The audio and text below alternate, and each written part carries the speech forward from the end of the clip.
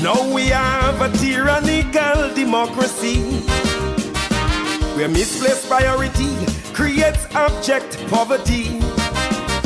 To oppose government policy is living dangerously. So now truth is a sin, and lies and deception are the virtues now trending. If I say the government in my land don't care for the local man, I'm a wanted man. Simple truth. If I say my green Dominica has been bequeathed to Red China, I'm a wanted man. Simple truth. If I say Parliament has become a comedy competition, I'm a wanted man. Wanted for speaking truth, wanted for caring about the youth, wanted for wanting fairness in my land. So I'd much rather be a wanted man than to be a yes man to a godless, corrupt politician.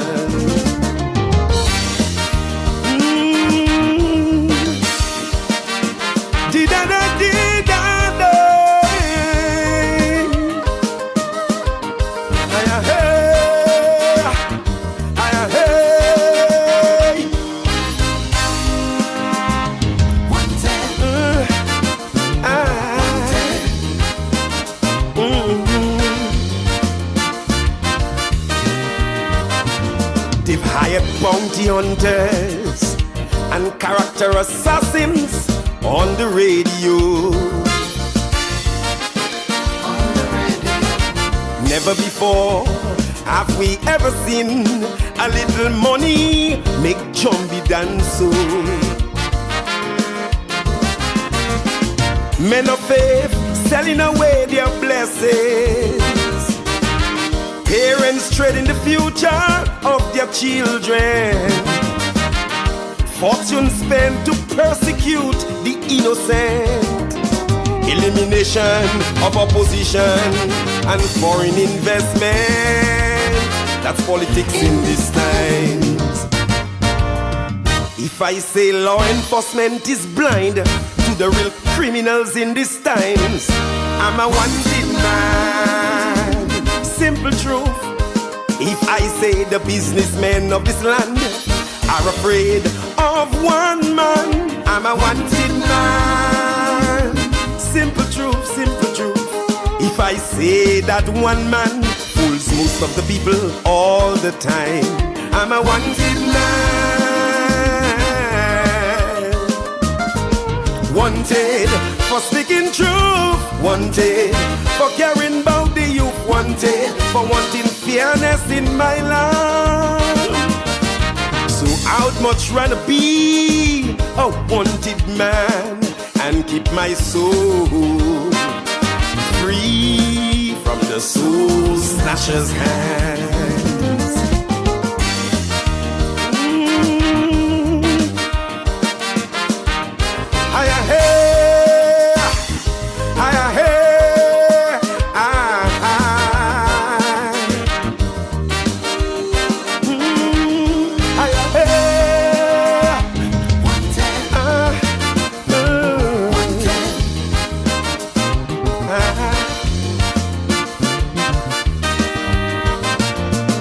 One man is an easy target, but I'm just one of my brothers who they don't know. Seeds of righteousness, when they're buried, they don't die, they just grow and grow. They taught us when we see wrong, we should take a stand. Evil thrives only when good people are silent. A man who hates opposition is a danger to all men. But the preachers and teachers of yesterday are looking the other way. If I say some pastors and priests in this land are hypocrites, I'm a wanted man. simple truth. If I say to decades we've been lost and things are getting worse, I'm a wanted man. Simple truth. If I say today's school children are growing in violence, I'm a wanted man. Wanted for speaking truth, wanted for caring about the youth, wanted for wanting fairness in my land. So I'd much rather be a wanted man than take refuge in false security of a politician.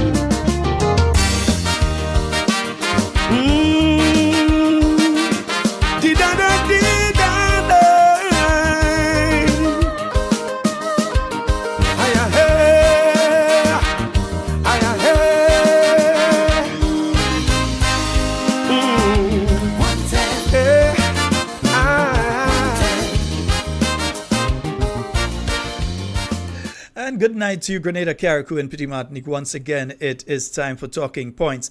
My name is Sheldon Scott. I'll be with you up until the 10 o'clock hour. Let me see, what do I have there? But have no fear. I'm going to get there. Yeah, sometime tonight we've got to speak about some campaign promises, yeah? In this world, to live up to your expectations. No, I'm not, no. Neither are you in to live up to mine. That's for sure, yeah? I don't owe no one, no obligation. No one owes me none, so everything is fine, fine. I say I am that I am, I am, I am, I am. I am that I am, I am, I am, I am. I am that I am, I am, I am. Let me say a special good night to those of you joining us via the various mediums. Those of you joining us via 91.9, 91.5 Real FM. Good night to you, Dre. For everything. And for everything there is a season. Good night to the entire Real FM squad, yeah? That squad is a big squad and it's a hard-working squad, yeah. It's prime time that we address some more issues. Gets, what's up, bro? I will use no rocket science to get you confused. So relax your mind, make sure everything is fine while I take you down a poetic line. Also, good night to the 92.9 squad out there on the Sister Isles of Carriacou. Carriacou, Petit Martinique, how you doing? You not refrain. I remember you said a wonderful, gracious good night to each and every one of you. Sure is that you want to say? Cause you sounded so good to believe. Multan, I know you're listening, bro. Use your rightful thinking. Cause Margaret, I know you're locked on. Auntie Sylvie, out there in Carriacou, good night. We won't say a tease. That's Uncle Ba, I know you're listening up there in the States, yeah? Good night to you. Strain, but you now refrain. Good night to you, Zoe. Yellow all the way is what. Good night to you, Zayla. Telephone ring, man answering. Yellow, yellow, no hello. Teeth get yellow, house get yellow, bus get yellow, man get yellow, even green get yellow. Good night to you, Xalia. When you trick us with campaign promises, we won't stay at ease. Neela and Namara. We've waited in vain. Hope good night to all of you. Hope you're all having a wonderful night tonight. Just getting a message here. An approaching trough could produce possible periods of showers and increased cloudiness, which could affect the state of Grenada tonight. Similar conditions could continue tomorrow morning with an improvement expected during the afternoon period. The Grenada Meteorological Service will continue to monitor the weather and will provide Spice Weather with accurate and up-to-date information on the weather. If we didn't know, we never know. First question is, who is Spice Weather? Yeah, I don't, I read it, but because the source that sent it, I don't trust source and news that I don't know, yeah. We've waited. Seeing all you have people thinking for nothing, This train, but you now refrain. Just realize it's not from the Meteorological Service, but from something called Spice Weather News. I don't know what that is. The cause of frustration. Past administration, chief of corruption. then to economic recession. Let me say a special good night to all of you on the YouTube tonight. Yes, indeed. My good brother Alban Harris, good night to you. And let me see who else is there. Kathleen Ledlow, Maud Martin, Vanessa Lalji, Jackie Raymond, good night to you. Debbie Seals, hey, what's up, Debbie? Ashma Charles, Anne-Marie Celestine Grant, good night to you, my dear. Faithlyn Hallie Douglas, Agnes Henry, Cynthia Bartholomew, and Andrews, Alan Jones, good night to you, bro, and good night to Michelle. Lona Lolo Williams, Zoe, I give you okay already, so you don't have to get it again, right? Nice, good, right? Errol Bonaparte, good night to you. Carl Jones, Veronica Lewis, Michelle Alexander, Gemma Warwood, Phyllis Mitchell, Listra Abraham, Baby Daddy, Jacinta Livingston, good night to you. Matthew Bowen, my good brother up there in Brooklyn. How's it going, bro? Velma Pascal, Gavin Thomas, Kathleen Knights, Carb Spice Fitness, Claude Abraham. Yeah, Claude Abraham, a special good night to you. Yeah, nice. special good night to you, bro. Yeah, you and Alban, eh? Yeah, only that crew. Good life, good night to you, Byron Frank, Alcy Peters, Sherma Jeremiah, Zela, give me up. Faithline Hallie Douglas, Jacket Man, good night to you. All right, and now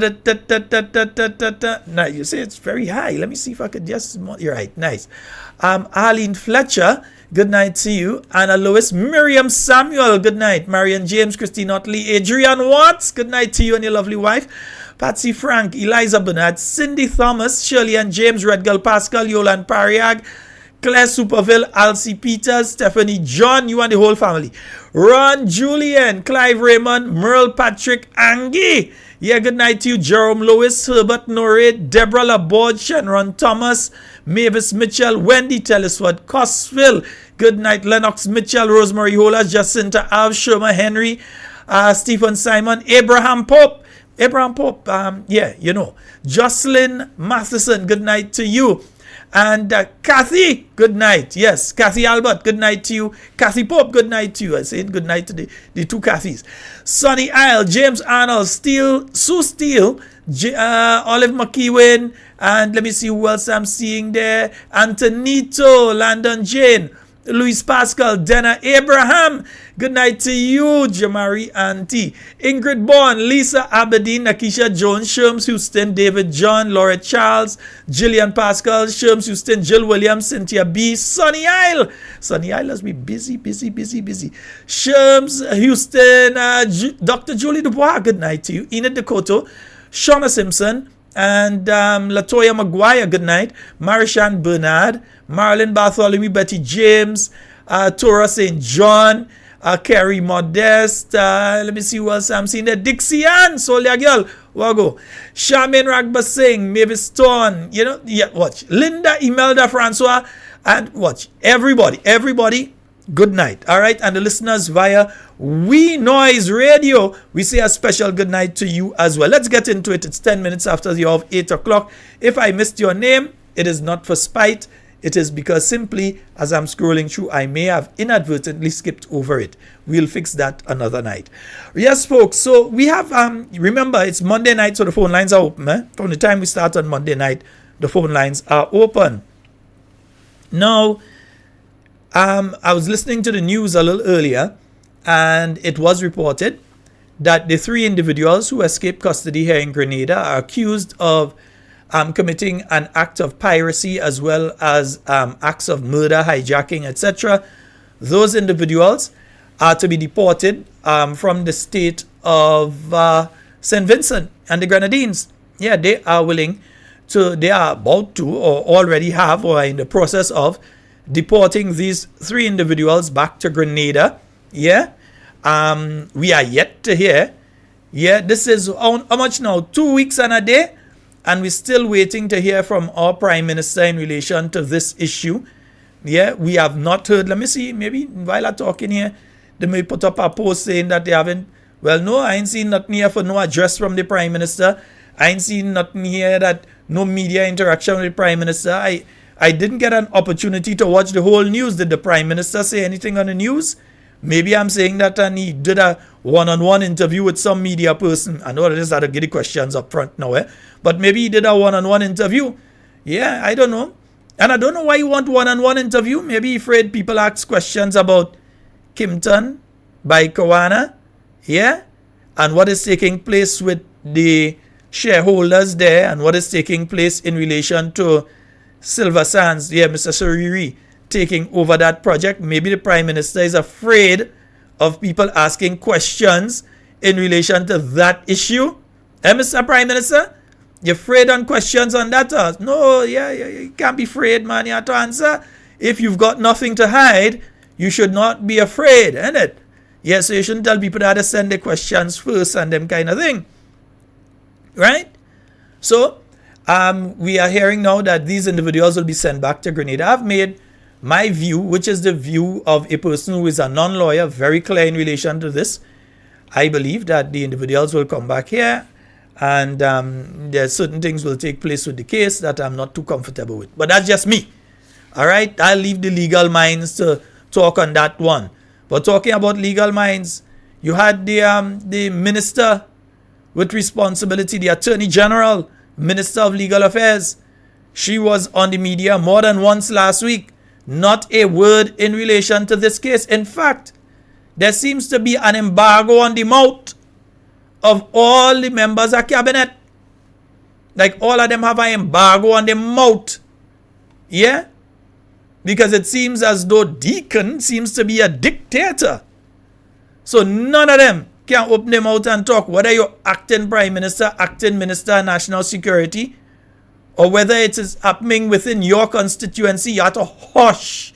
You can't say nothing unless he give you the okay to talk.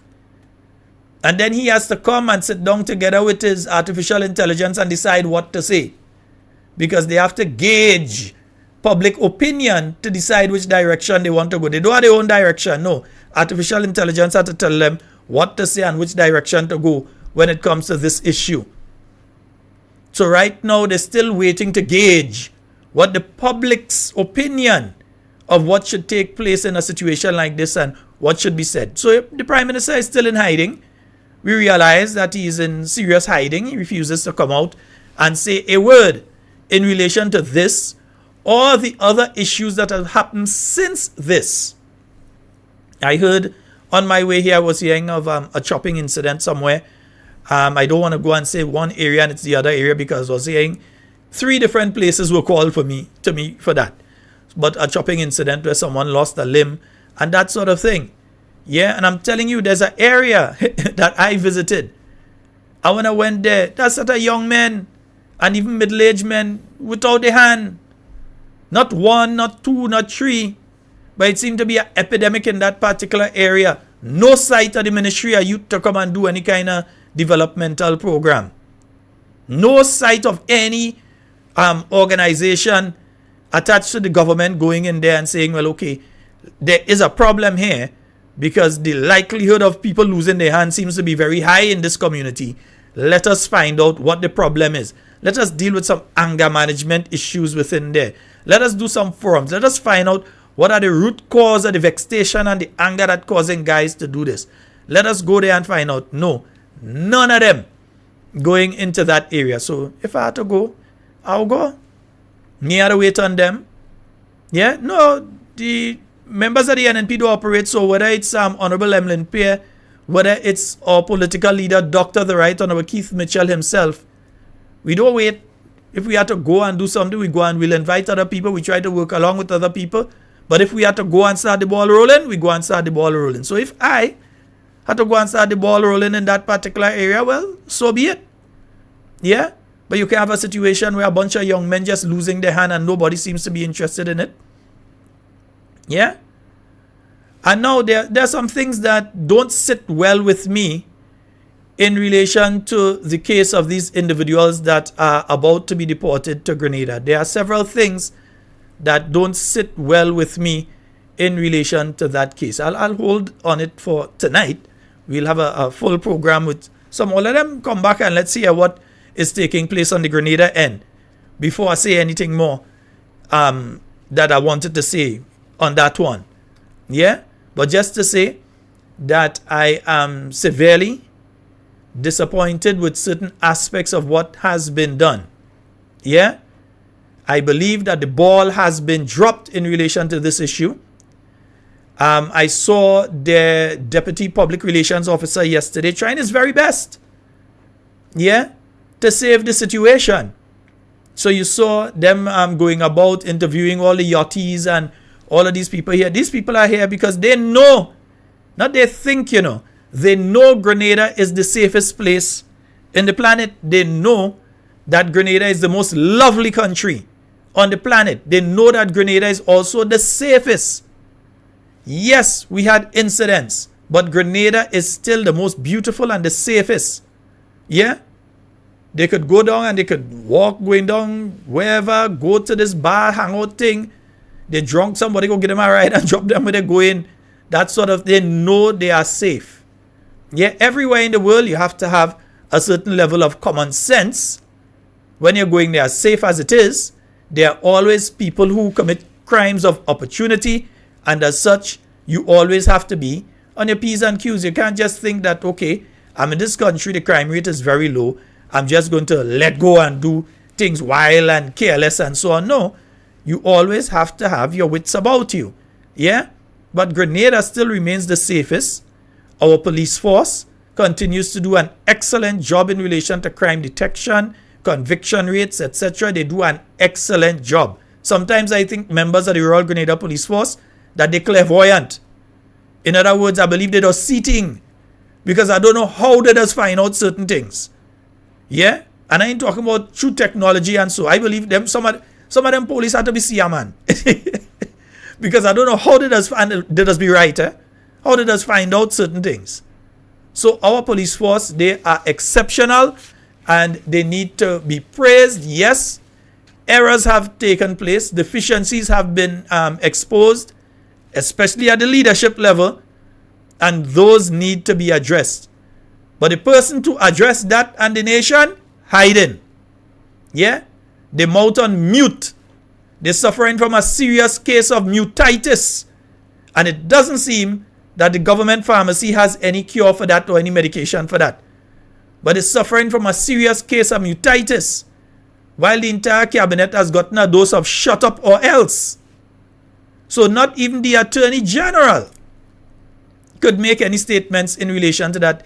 And don't give me the nonsense about, oh, this is a case that's going to court and therefore you have to be, yes, you have to be careful, but there are statements, just the way that the Vincentians were able to make statements in relation to this, and reassurance to the Grenadian people that we are okay. We have a call online. Good night. Good night, sir. How are you doing? Yeah, I'm quite fine. You're live. Go right ahead. Well, it's a blessing to see you on the program, which means you're so faith. It means you have the bread of life. So not many of us make it through that day. So yes, hats off to the entire Grenada, Carriacou, and PD thing, and the world, because you're far and wide. Mm-hmm. I just want to just clarify something from you. You used a word a while ago, because I'm in front of my TV looking at you and you talk about common sense. Mm-hmm. I would like you to explain to me what is common sense. What is common sense? Yeah. Common sense is using the most sensible approach to things. It's using the most sensible approach to an issue. Yeah? Mm-hmm. So it means that if you're going to approach something, you are not going to go wild, you're not going to go nonsensical. You will think about what you're going to do and make sure that the best approach, the most sensible approach is used. Oh, okay. So that's your thing. Because if I'm 58, Mm-hmm. and it's been a while I'm here, so meaning that I'm 58. I take my 58 on the 4th of February. And it's been a while here, and I hear everybody talk about the ageable folks. We meet that they talk about common sense, and everybody's common sense. And you don't have common sense. But based on my knowledge on the planet,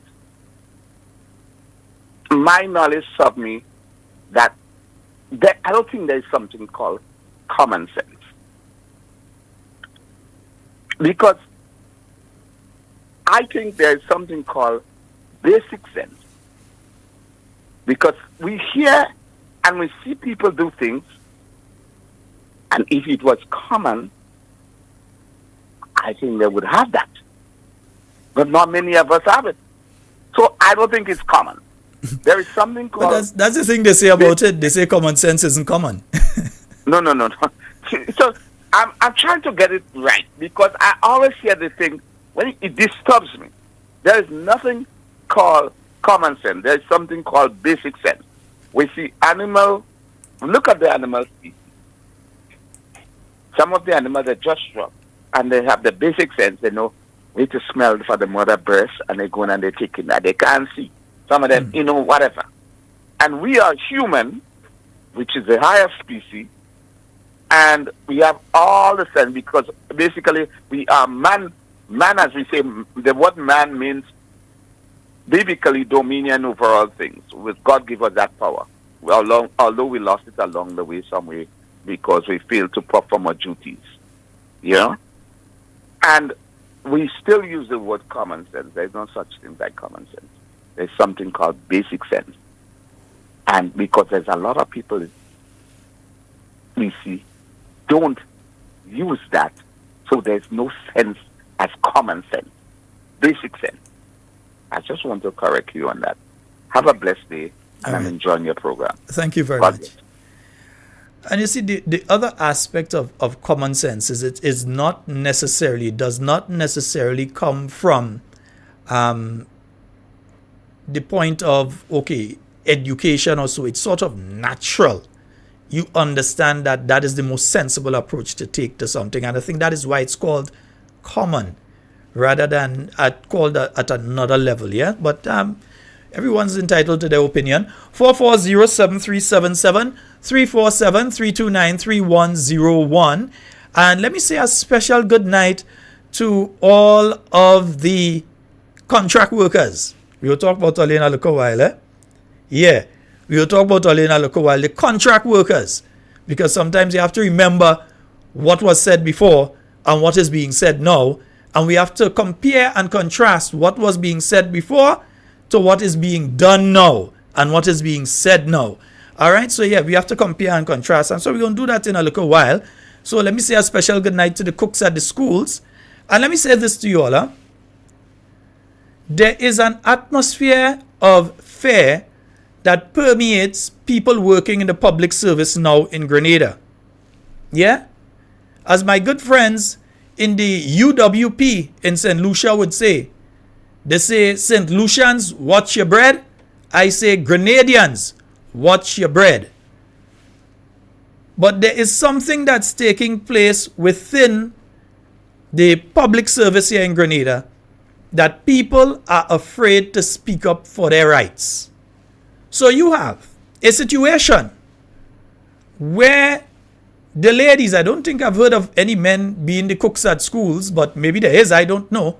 But the ladies who are the cooks at the various schools and so, the government is illegally continuing to pay these people under minimum wage. Let me repeat that.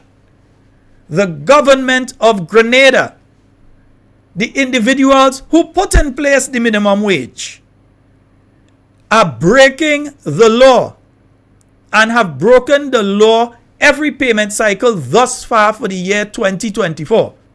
Have broken the law that they put in place, the minimum wage order that they put in place, and continue to underpay the people who are working as cooks at schools. Now, while you have one or two who are brave, they ain't afraid nobody. Only touch them. Any of them only here call this program, interfere with them and find out. Yeah? The Americans have a way to just say, do thing and find out. Yeah, go ahead and find out.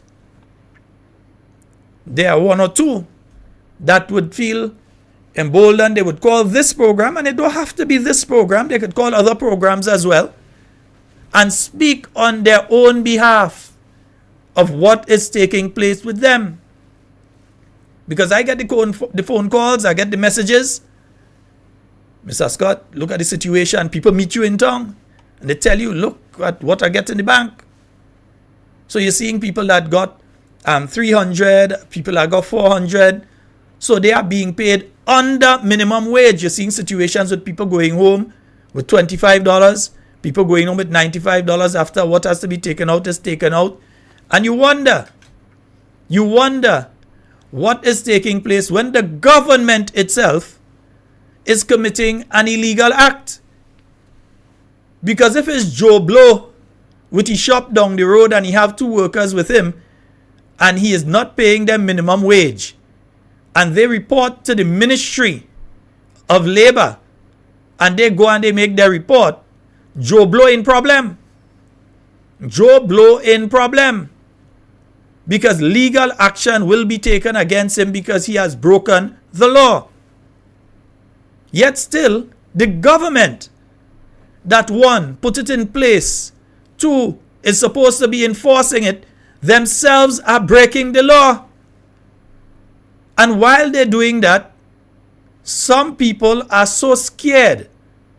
They are so scared that they refuse to come out and talk on programs. So they come, they say, Sheldon, if you could talk on behalf of me, they say, afraid.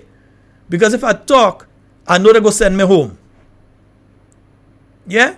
So there's this atmosphere of fear that is out there. Me afraid nobody. So they can't scare me. So they could forget that one already. I think they pretty much understand that by now. That it are no scaring me. Yeah? There are many of us, not just me, there are many of us that they cannot scare. We ain't afraid them. We have rights.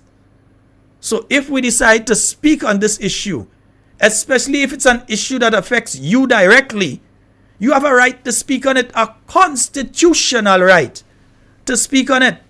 And nobody, let me repeat, nobody, let me repeat it again, nobody can take that constitutional right away from you. You have a right to expose the fact that government is breaking the law. And they continue to break the law. They know. They can't say they don't know. They know it's illegal. They know that there is no way that any of the cooks, according to what they have put in place, yeah, no way any of the cooks, according to what they put in place, should be working for under $1,500 and about $20. No way. 40-hour work week, $960. There is no way that any of the cooks should be working for under that. They know that. Yet still, they continue because they know all they're afraid, all they ain't going and talk about it. A lot of people not going and speak on behalf of the cooks. They say, well, some of them, let it take it. No, we can't have that attitude. As human beings we're dealing with.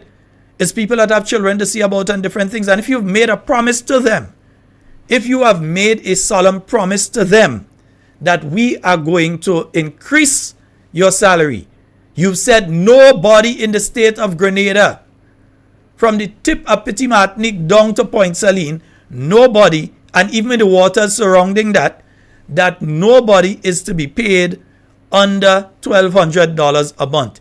Yet still, you're still paying some people that are who in the schools and so on, some of them carrying out different duties at schools.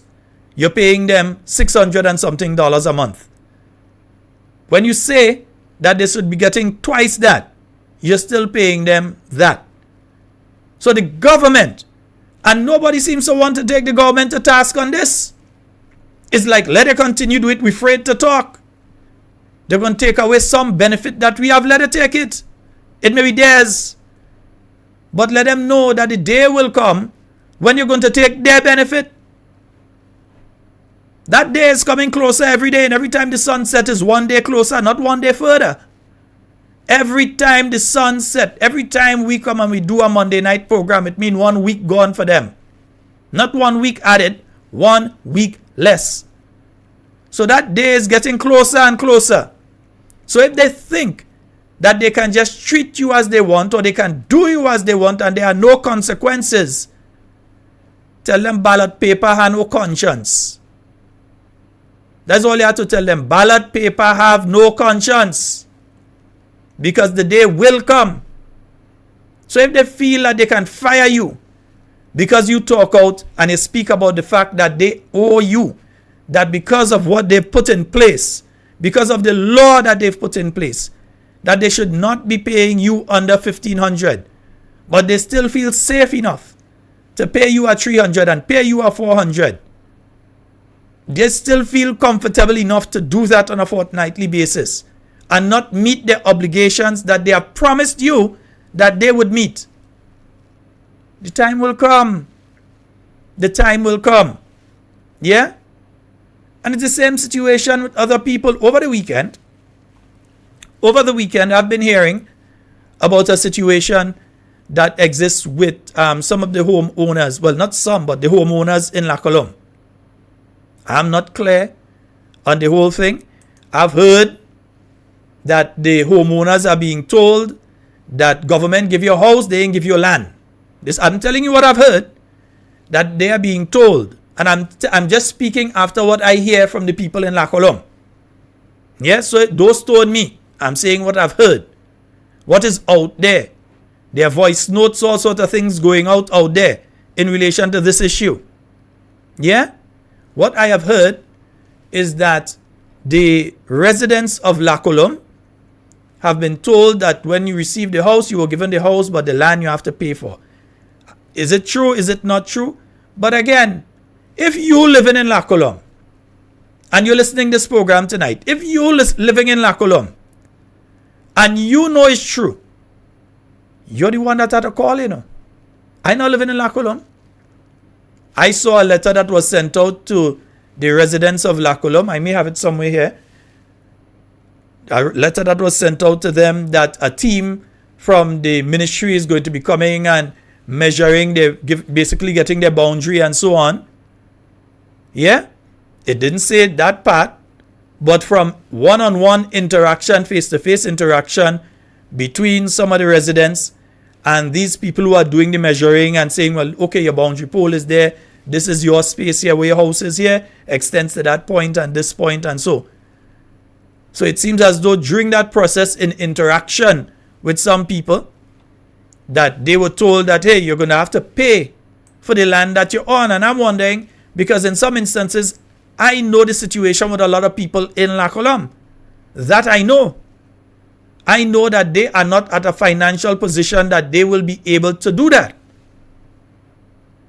But then again, if it happened to you and you want to take it like that and you want to stay quiet, who is me to come and talk on it for you? You have to talk. You have to say, look, this issue is happening in my area. Sending the little message and so on, saying, yes, this is... Sometimes you have to stand up and talk. You can't always expect it to be a situation that somebody else has to talk for you. You have to talk. You have your little children. You're barely making ends meet. Right now in the morning, if you see a Grenada van pass, your heart's starting to beat fast because you're wondering if it's your meter they're coming for. You afraid if you see an Awasa truck break the corner because you're afraid if it is you they're coming for. Yet still you are sitting there and you refuse to fight for yourself. So just let people do as they want. So you know you're in them kind of financial situation. You have your children, you're barely able to send them to school. And yet still, when these issues come up, are you afraid to talk? Are you afraid to talk on it? So I'll mention it. But again, you all are the ones that have to talk on it, you know. You all are the ones who are going to have to talk on it. Folks, the phone lines are open. 440-7377. Let me hear somebody from La Colombe. If you all are brave enough, if all you're coward. If you are brave enough, yeah, and sometimes it's not coward, you know, but you just don't want to take part in that. You go find your money and pay it for yourself, or maybe it's not true. But it's up to you to say. Yeah, you have people in this country because there seems to be an attack on the poor. Under the New National Party, let me explain two different concepts here when it comes to poor people and poverty. Under the New National Party, there was an attack on poverty. Under the NDC, there's an attack on poor people. Let me repeat that for those at the back of the classroom who was talking and didn't hear this part of the lesson. Under the New National Party, there was an attack on poverty. That is why you had various things, like for instance in the budget you would hear that, okay, we're reducing the price of these food items, and so we are taking this measure to reduce the cost of electricity, that we're taking this measure to provide some sort of assistance to people who really can't make it. They really can't make it. You've checked, you found out they really can't make it, so that you have programs like the SEED, etc., that you're going to assist, that the students who are going to MCC, that you would have a program there that they would be able to access to be able to go to school and come home. Yeah? So under the New National Party, there was an attack on poverty. That is why you had programs like the CES and different things, so that people who don't have the means and don't have the money and they can't access a normal commercial bank, I'm here to talk about banks just now, normal commercial banks, that these people would have the opportunity to be able to access microfinancing and start a small business. Whether it's a village shop, whether they want to make juice and go around and sell. So that under the New National Party, there was an attack on poverty. Under the NDC, there is a blatant, there is a vicious, there is a thoughtless and unemotional attack on poor people. And the attack on poor people is unrelenting. So whether you are a vendor in the town of St. George or anywhere else, and you kumbuse yourself trying to sell in a little corner, and they tell you, no, you have to move from there, and that we're taking everything, throw it on a truck and throw it wherever. So whether it is you are one of those vendors who have been through that, and we're not saying that sidewalk vending is right. We are saying that the approach has to be that, look, you have the stadium, you have the parking, you have the space in the stadium, that you could have told the people we're going to put you back over there, but you're not putting them back there, and you want them leave the street. So you're not providing another option for these individuals. You're basically telling some of them you can't operate. That is an attack on these people. You have the situation that's taking place when it comes to the SEED program and the removal of that 150 that was done. Yes, they talk and they give the impression, yeah, we give back 200, and so that's for some people.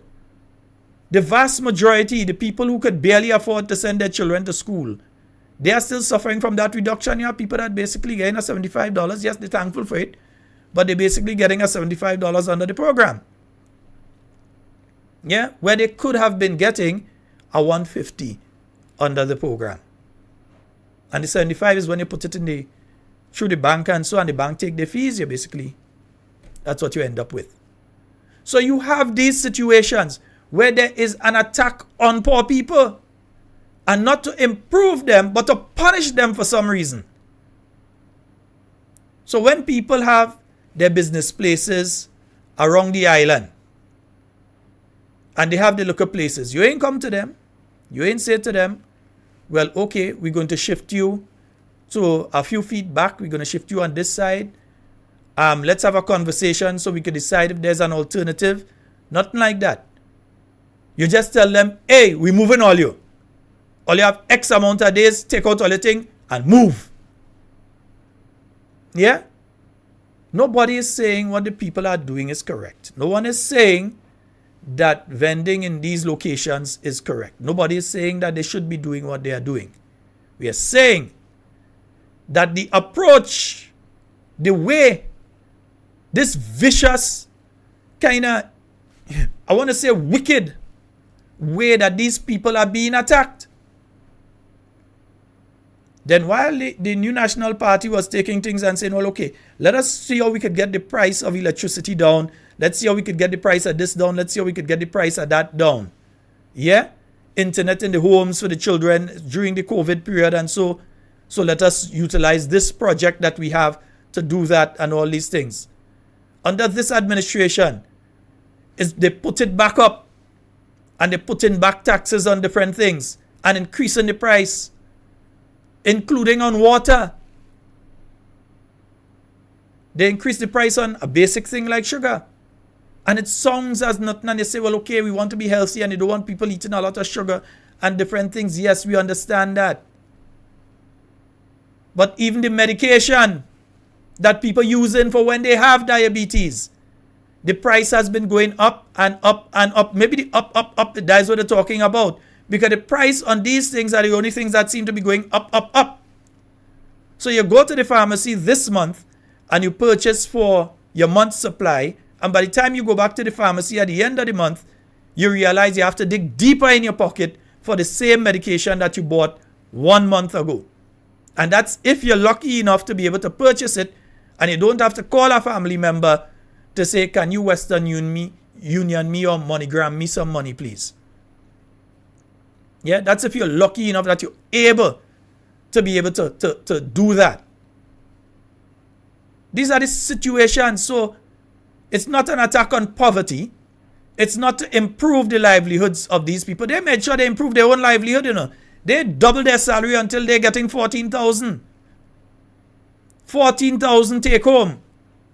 Yet the cooks in the school, they can't seem to find the correct mechanism to ensure that they get the increase that they're supposed to get. I am positive that none of their MPs have had a problem in receiving their increase. None of their MPs from the Prime Minister down. I am positive none of them had a problem with receiving their increases. But it seems as though there is no intention to give, or there is some sort of obstacle in relation to providing the increases for the cooks in the school. Yeah? So again, is we care about ourselves. We make sure we set up. So they had a 14 grand. But they ain't making sure that you get the 600 a fortnight you supposed to get. At least. They ain't ready to make sure on that. They focus on making sure that they're good. Yeah? They're good. Their salary looking nice. Yeah? These are the things that we're facing. There is an attack on poor people in this country. Whether it's breaking down the thing all over the country. Yeah? Without a proper program of how you're going to do it. This is the kind of thing that you're going through here. Understand the difference. Understand the lack, and we continue to say that, the lack of emotional intelligence. And we have a caller online. Good night. Go right ahead, caller. Hello, good night. Hi, good night, caller. You're live. Hi, Long Island. Hi, Long Island. Speaking from Island, yeah. St. Andrews Northeast. I say good night to them. I just want to ask you one question, though. Yes, ma'am. As the Prime Minister didn't apologize to the Grenadian public and to the American families, is Grenadian getting punished from not getting American visa? Because I know a lot of people get turned on for the past week, and I find that so sad. Well, what I would say is this, is that you're dealing with human beings when you go to Barbados for the visa. And they are emotional creatures. All human beings, regardless of what they think, they have biases and they have emotions. And if they have a particular view of Grenada due to what has happened and the lack of, it seems, care or concern by the leadership in the country, there can be, it could be one officer, it don't have to be a policy, but it could be one officer just decide, nah, I will make an example of some Grenadians. It could be that. We're not saying it is, but it could be. A lot of Grenadians, they spend so much money, and then they went there and they don't get no visa. So everything does, right now people have to free to go for it because of what's going on. Yeah. But I'm telling you, this is a serious situation that we find ourselves in. I think that, and I don't know, I haven't heard from Dr. Panchu for a while, but this is an issue of emotional intelligence, understanding that you're dealing with human beings and they're emotional creatures. And as such, you have to take their emotion into consideration with what you do or say or don't do or don't say. And in this case, it seems as though the approach of this administration, 2 weeks and a day later, is to stay on mute. Yeah, he didn't even apologize. He didn't say like call the family or say something to the family concerning what happened. Even though they didn't find them, at least say something to, you know. As the elder people say, commiserations. You show sympathy with people who have gone through a hard time. If you don't want to say condolences because you're holding out hope that the individuals may still be alive somewhere, at least you give your commiserations that, hey, we are sad that this has happened. We are sorry that this has taken place. I am the Minister of National Security. The buck stops with me. So I take full responsibility, and we will do all in our power to ensure that something like this does not happen again. But instead of that, nothing. My goodness. Long Island, I love you. Well, thank you very much. All right, my dear. You have a wonderful night. Bye-bye. Okay. Okay, you too. Yes, indeed. 440-7377. That's 440. This was engaged. Okay. 44073. I realize some of you were trying to get me on the local line, but it was engaged. So it's clear now. 440-7377. That's the number for you to call and get onto the inside. Let me see what I'm seeing here. All right. So NNP Fun Day, Sunday the 31st of March. All right, so it's going to be a countryside beach lime.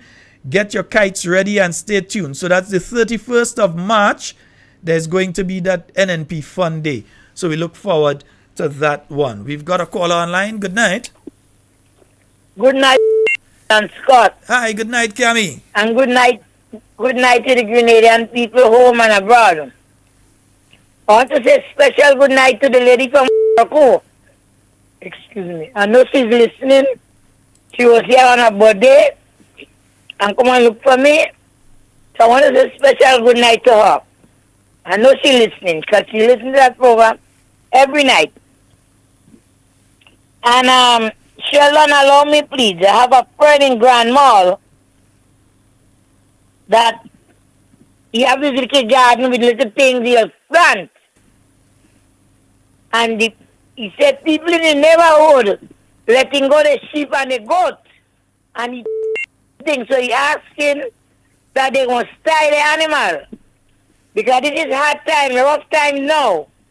Okay? So I know whoever listening from grandma, you have goat and sheep, let go tight. It's not right, tight.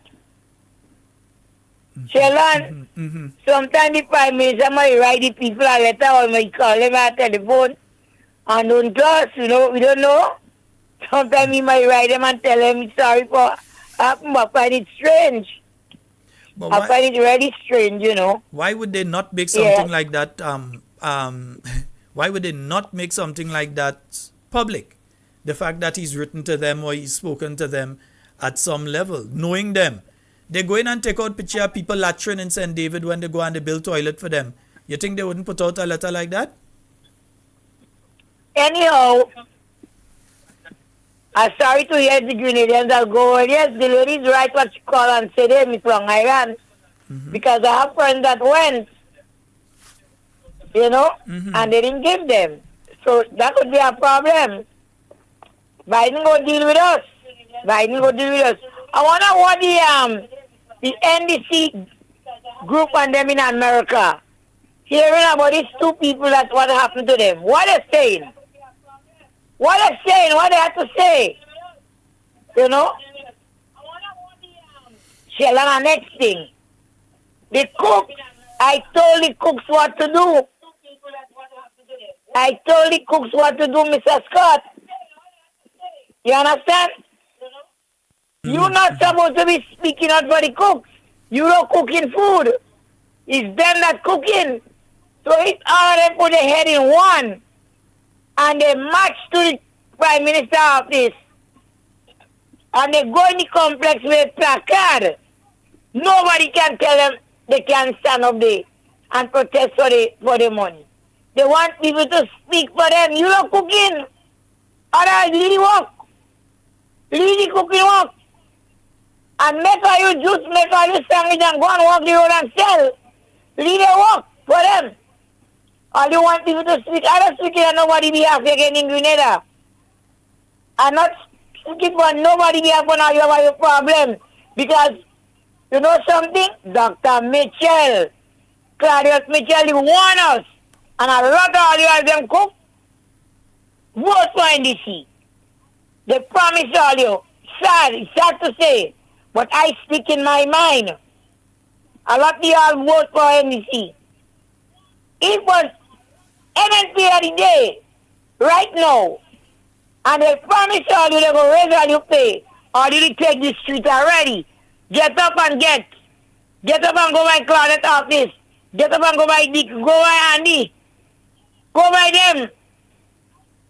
And chant them for all your money. Chant them for all your money. Or leave the work. Leave the work then. If you don't want to pay all your money, I will sit back only calling sheldon. Yes, you call once and you let the people know. But you all have to do what all you have to do. Because you're not feeling the heat. You're not feeling the heat. It's hard time in Grenada. You think I don't feel any weight at the river? I'm feeling the weight. I'm feeling the weight, you know. I feeling the weight. But I'm doing what I have to do. Because all you have a Prime Minister in Grenada, Carriacou and P.G. Martin, that is not reporting to y'all. Although hearing from him, although he's saying good morning to y'all people, nothing. Nothing is telling all you. But are you still call other radio station my beloved Prime Minister? Most of y'all. Call the other radio station and tell them where you pay all your money. Take a practice as unions just walk the union people and walk the street all by the up where your office and go and protest for your money. And not begging for nobody. Right? Have a good night. All right, Cammy. 440-7377. That's 440-7377. And that's the thing. You all need to brave up yourself and start speaking up as well. I will take your calls. I'll take your messages. I'll talk on the issues. But you have to talk on it as well. You have to. And listen, you all are supposed to have a union representing you. Where's the union in all of this? Where is your union in all of this? Yeah, we have a call online. Good evening. Good evening, Senator Scott. Hey, good evening, bro. How are you? I did, buddy. But Senator, something I look at, and maybe few people look at it. If you go back to the revolution, even before the revolution, we had so many leaders, so many guys who want to run the country. But if you look at it now, if you look at the NDC side, who you have to lead? That's why Deacon Mitchell could have just dropped inside there and run the country. Even on our side, when Dr. Mitchell closes his eyes, if we don't get things in order, we going to have a problem too. It's leadership, the country. Even look at it, people want to demonstrate in Sheldon. People want to stand up for the right, but they need somebody to lead them. That's the way it was. We don't have nobody. In the days of Alistair Hughes and Leslie P. and them, you can see those boys and them in the front line. Right now, look at the unions. Who we have in the front line? Nowadays, Brother Grimes will come and say a little thing. Everything there, but otherwise, everything gone cold ice. And we're not talking about that. That's why everybody just muzzle, because they're looking for leadership. During the revolution, when they want to get on, when they think with Maurice Bishop, Belma daughter get up, they go to the schools and they start to make movement. Some people sit down at the bottom. So they look for nobody in town to do nothing. He always take the country to put up a fight. So anyhow, brother, you have a good one. All right. Thank you so very much, my brother. 440-7377. And let's go to the WhatsApp line. Hello, good evening. Hello, good night. Good night, good night. But there is a person that don't afraid nobody. Hello, good night, Sheldon. Good night, my dear. And talking point. Sheldon, well, I call in tonight. I don't call in. Hello? No, we're hearing you. Hello? We're hearing you. You go ahead. Yes.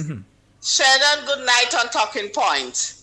The caller we just called, yes, she have a point because some of them cooks and them don't being brave like me and where we have to stand up. No, lower the volume in the back. You know better than that. Lower the volume in the background.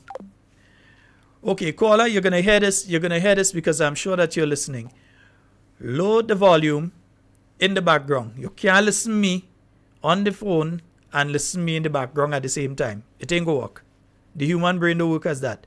So you're going to call and take off the volume in the background. All right, my dear? Nice. But meanwhile, let me take another call. Hello, good evening. Yeah, good night, Brother Sheldon. Hi, good night.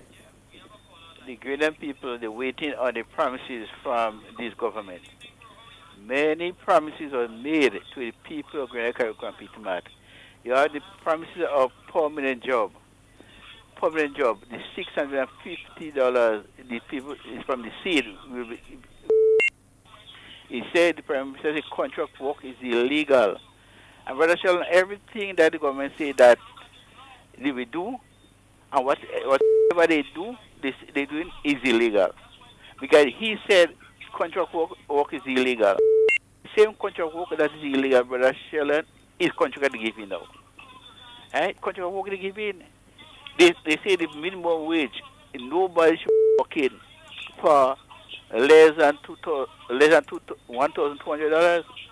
No, I was listening to a program today where the host was saying Imani going home with $400. $400. So either you go, that's per month. Let's say per month. So let's say if they're working for $1,200, and they get paid every fortnight. So that means every fortnight they shall go with $600. So if they're getting $400 and something a month, so that means they're going to be $200 a fortnight. We got the money. You should go home with about $700 or $800 based on the qualification that the least among days again. But someone should get $1,000 something. So how now they make promise and they make a promise that that the money that they should be going home with, the minimum wage is nothing less than $1,200. But how now we're getting less? So this government, they doing things. Your mathematics is off, huh? Your mathematics is off. But anyway, go right ahead. Wrong. According to right now, that is the mathematics. All right, thank you. And let me see if I can get the caller that's calling on the WhatsApp. Hello, good evening. Yes, ma'am. Hello. Yes, ma'am. Yeah. We're hearing you. So Go ahead. I'm talking now. Tonight, my topic is about the union. You hear? Mm-hmm. Sheldon is all about the union. Sheldon, we the cooks, the permanent cooks, they in a union.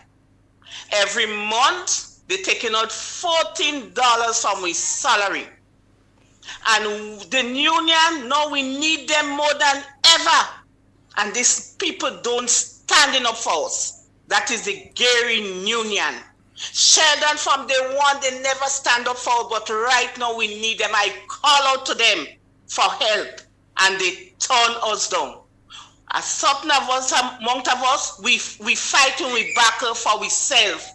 We going out to see where we could take help. We don't fall under the $1,200. We fall under $1,500. And the union know that, Sheldon. And we going out to the union. And the union only putting us aside and don't bother with us. Every month, Sheldon, we getting $800. They're taking out $14 still from that money. And the union is no way to help us in that situation we're going in. Sheldon, we as a cook, it's sad. It's really sad. But we can't fight that battle for ourselves because the people will push us all around. All of you take it, we have to have a union. The union, they're taking we money and they're still refusing. Ask and Christine refusing to stand up with us like a body to fight we battle. And they know which situation are calling out to them. And the state are looking at us. So we as the cook, you have a few cooks, we trying. Sheldon, we trying. And you know me, and I don't afraid to say they could send me home anytime they want. I don't mind because I could make it all day. Working under school feeding now is like a little slave.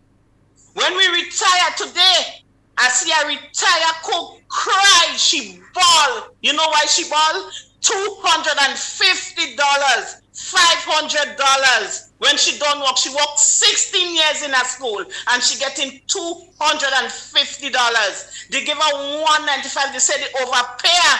And $188 after you work 16 years in a school, like a retired person 60 years. And where is the union? We going out to the union, they taking me money. And you know what the union telling me? Don't worry, we're going to get back pay. We don't get no raise of pay, but they're telling me, don't worry, we're going to get back pay. The union, Sheldon, we paying the union money every month. We're getting $800 and they're taking out with $14.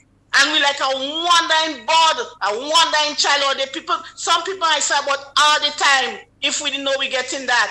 But let me put aside, yes, Minister of the Labor, yes, the government, them could do something. But let me put one on together. The facts remain, we in a union to strengthen us. We in a union, they taking we money, Sheldon, and then the union have a big part to play with how they advantage in us. Because you know why? We the political cooks were looking after the nation children have nobody to stand up with us to fight with back. We have to fight with back for ourselves. So that's why they pushing us all along the thing. But as I said, okay, I could leave that job, but I'm fighting for my cooks and them, and I don't care what they want to do with me. They could send me home today or tomorrow, but I don't afraid because I'll fight the battle, because I know we do not honest work. And we going inside the government kitchen strong and healthy, and we coming out like a cripple, and we still coming out like a papa. That is my interview. Good night. All right. Thank you so very much, my dear. Right. So at least one person is willing to speak out on their own behalf. Why the others so silent? Are you afraid? And if they're afraid, it says a lot about the society that we live in now, because people wasn't afraid to call and talk before under the New National Party. They used to say all kind of thing about all members of the New National Party. Is what they didn't say about the Prime Minister is what they didn't say otherwise. So why all of a sudden now there is this atmosphere of fear here in Grenada that they're afraid to talk on their own behalf? But anyway, as somebody mentioned contract work, I think we need some reminders about contract work. Yeah, we need a little reminder about contract work, folks. Let's remember about contract work. The dignity of work. It is the workers of our nation that have built this nation. We must encourage and reward worker productivity. Our workers must have a major stake in the economic benefits of our country. There must be an end to the so-called contract work. It is illegal. And the same way in which the pension issue has come around. I think I sure hear what the Prime Minister said. Let me make sure. Next thing is AI or some kind of thing. I want to make sure we hear what the Prime Minister said. There must be an end to the so-called contract work. It is illegal. And the same way in which the pension issue has come around 40 years later, it is the same way the contract work issue will come around if we do not solve it now. Our workers must be made permanent or be given indefinite status and be provided with job security. Not me that say, it's the present Prime Minister that say. I just want to make sure that we hear what he say about contracts. There must be an end to the so-called contract work. It is illegal.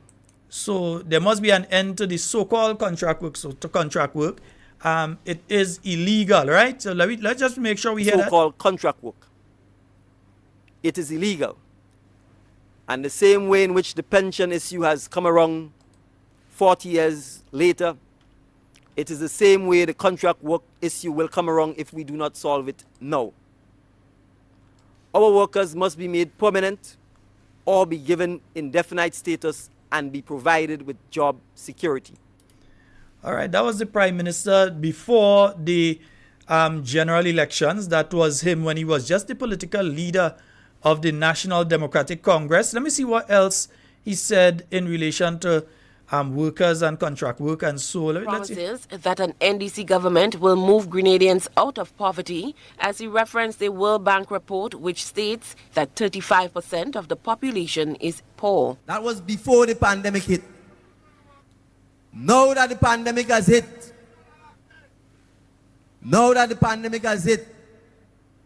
I don't need the World Bank to tell me that the figure has gone even higher. Mitchell also addressed the issue of contract workers. When you are placed on 3 months contract, 6 months contract, 12 months contract, it is unlawful. It is illegal. And if it is going to take another hike... Mitchell also addressed the issue of contract workers. When you are placed on 3 months contract, 6 months contract, 12 months contract, it is unlawful. It is illegal. And if it is going to take another High Court judgment to say that the government of Grenada cannot treat its own citizens that way by breaking the law, then so be it. Prime Minister... The figure has gone even higher. Mitchell also addressed the issue of contract workers. When you are placed on 3 months contract, 6 months contract, 12 months contract, it is unlawful. It is illegal. All right, so we hear it is unlawful, it is illegal. People ought not to be placed on contract, because contract work, we hear the Prime Minister on at least 2 occasions referring to contract work as being illegal. Yeah? Let's hear what they said during the campaign as well. Let's hear what other members of the NDC team had to say during the election campaign. Let's see if we could find somebody else to hear what they had to say. Hey, let me see what this one had to say about contract work and thing. Cry. I hear your cry. To the elderly, we hear your cry. To the elderly, we hear your cry. To the contract workers, we hear your cry. To the contract workers, we hear your cry. To the contract workers, you hear the cry? Okay, let me see if you hear in truth. Yeah, to the contract workers. We hear your cry. To the contract workers, we hear your cry. To our nurses and police officers, we hear your cry. That is why tomorrow, police officers go out and vote the National Democratic Congress. So yeah, that one, you heard the cry. You heard the cry, yeah? Nice, right. I will enough on calls for a little while. Let me hear what these people had to say about contract work. We want to know what they had to say about contract work. So we're going down the line, right? We're going down the line. Let me see who else talk on contract work there. Let me see if we can find somebody else. Nice, yeah. I think we find somebody else here. Let me hear what this one had to say about contract work. Government will put an end to contract workers in the public service as soon as it takes office. Let me pull that one back a little bit there. Yeah, this gray screen does be annoying. But anyhow. And NDC government will put an end to contract workers in the public service as soon as it takes office. As soon as it takes office, so we on what? We on month 20 or something there, right? Anyway, yeah, as soon as it takes office, right? There is no need for a parallel public service in Grenada. All workers will be given permanent status. This will allow these workers to enjoy the same benefits that a current public servant now enjoy. We will also ensure that all workers benefit from pension and gratuity once and for all. So there's supposed to be no contract workers now, because as soon as they take office, because these people don't like contract work. They don't like contract work. Yeah, so whether it's nurses, whether it's whoever, they don't want to see anybody under contract work. Yeah, that is a thing with them. They don't want to see any contract workers. Yeah, and in beefing up the healthcare system, we don't only want to provide greater services and more services, but we also need to ensure that the healthcare workers are satisfied in their job. So we have to provide for them some job security. Job security. We have to make sure that we have them not on contract, but on permanent work. What? You want to make sure you have them way and not way? Let me just make sure. contract, but on permanent work. Let me pull you back a little further. Have them not on contract, but on permanent work. So the healthcare workers not on contract, but on permanent work. Nice. When workers are happy, they have high morale. And when they have high morale, they produce. When workers produce, the economy grows. And our country will be better off. Because nurses were not treated well, they left. And so we have a brain drain when it comes to the nursing area. Just remember, the nurses are still leaving, so it must be a case where they're not being treated well. But anyway, let's finish her. And so, and so we have to get them to have that confidence again to stay to build up Grenada. All right, all of this was before the election. You know, this is not after election. All of this is before election. Yeah, all of this is before election. I wonder, let me see who else talk on contract. Let me see if we have somebody else. One of them that talk on contract work again. We might be able to find somebody else talking on contract work. I wonder if my friend here talk on contract work. Let me hear what he had to say. I don't know. Maybe he had something to say on contract work. Not listen to you. And I pledge, sisters and brothers, that one of the hallmarks of my tenure as your MP in the future will be regular and meaningful consultation. We have some problems to tackle. The problems of youth unemployment and youth underemployment. The problems or the scourge of contract work. The scourge of contract work. So yeah, the contract work. All of them was talking on contract work before election, you know. Yeah, but to the people at St. Patrick's, he promised you to be in that contact with. Let us see him. Anybody free to call in a while. Just now, let me finish play the clips on them and then we go start to take calls again. We're taking calls right now, right? Nice. So he promised. Let me go back here. Nice, right? Yeah. Let me go back because he promised I'll go see him and things. So let me hear him. If I do not listen to you, and I pledge, sisters and brothers, that one of the hallmarks of my tenure as your MP in the future will be regular and meaningful consultation. We have some problems to tackle. The problems of youth unemployment and youth underemployment. The problems or the scourge of contract work for our young people, leaving them vulnerable to political manipulation. This is something that I and the rest of Team NDC give you our commitment that we are going to tackle immediately and robustly. Yes, immediately and robustly. I don't know if it's robotically he meant to say, but immediately and robustly they're going to deal with the issue of contract work. They're not letting contract work. Yeah, they ain't leaving that day. They're dealing with the contract work thing. Let's hear what more they had to say. Let me see if I could find somebody else talking about contract work here. I must be able to find somebody else talking about contract work, man. Yeah, let me see who we have now. Yeah, let's see what he had to say about contract work. Remember this. A vote for the Big Four is a vote for sustainable employment for the youths and to end the contract work. To do what? Nah, I think I hear you there toes. Let me see if I could put maybe his hands are not toes. I know. And to end the contract work. Let me tell you, a vote for the Big Four is a vote to end the poverty and dependency. Our people should not be denied opportunities because they support a particular party. Yeah, so they say a vote for them is a vote.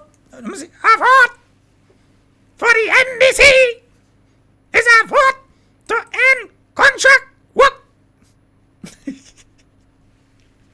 Oliara, excuse me. Sorry. Let me see. Somebody else talking. Our young people, and is that. And I hear that we are going to remove the seed from some people. And I want to speak to that issue because out in the field, I encountered a number of elderly people who were distraught because of that comment. Well, I wonder if you go back and meet those elderly people since all you take office. But anyway, that's another case for another time. Yeah, Leonora, you hear them? Yeah, nah, they wasn't going and take anyway. I had to console them and say to them, there is nothing further than the truth. The NDC is not going to remove the seed.